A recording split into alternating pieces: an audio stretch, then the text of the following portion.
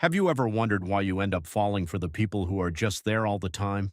A song you hated the first time you heard it. By the 10th time, you're humming it in the shower. Nothing about the song changed. Only one thing changed: how many times your brain saw it. This is one of the simplest and strangest rules in psychology. It's called the mere exposure effect, and it explains why familiarity, all by itself, quietly turns into liking.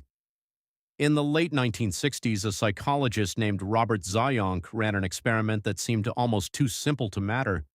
He showed people a series of random Chinese characters, symbols his subjects couldn't read and had never seen before. Some characters were shown once, others were shown up to 25 times. Afterward, he asked a basic question: how much do you like this symbol? He wasn't asking about meaning. Nobody in the study understood what the characters meant.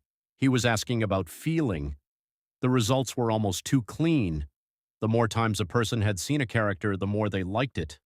Not understood it, not learned about it, just seen it. Repetition alone was enough to create preference. Zajonc ran versions of this experiment with faces, nonsense words, even random shapes. The pattern held every time. Familiarity wasn't neutral. Familiarity was quietly manufacturing affection. Here is what is actually happening under the hood. Your brain treats unfamiliar things as a small threat. Something new might be dangerous. It hasn't been checked yet. So the first time you encounter something, part of your brain stays slightly on guard.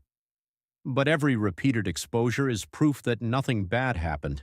The song didn't hurt you. The symbol didn't hurt you. The person didn't hurt you. Each repetition is a small signal that says, "This is safe," and your brain rewards safety with a warmer feeling.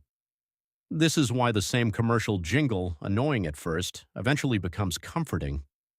It's why people tend to marry someone from their own neighborhood, workplace, or friend group, not because those pools are full of soulmates, but because proximity creates repetition, and repetition creates liking. But here is where most people miss the point, and where the mere exposure effect gets genuinely interesting.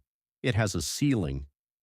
Zajonc's later research found that liking increases with exposure only up to a point. Past that point, more repetition starts working against you. This is why a song you loved on repeat can suddenly become unbearable.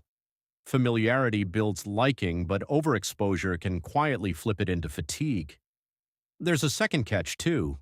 The effect only works when exposure is neutral or mildly positive to begin with.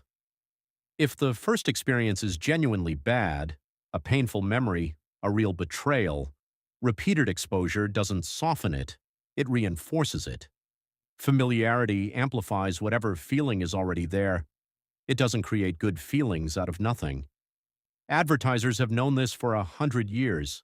It's why brands don't just run one ad, they run the same one over and over in the same colors with the same jingle, until the brand starts to feel less like a stranger and more like an old friend, whether you consciously registered a single airing of it or not. You don't have to be the most impressive person in a room to be liked. Sometimes you just have to be the person who shows up the most. Consistency isn't just reliability. It's a quiet, repeated signal that says, "I'm still here and I'm still safe." And over time, that signal is what people call liking.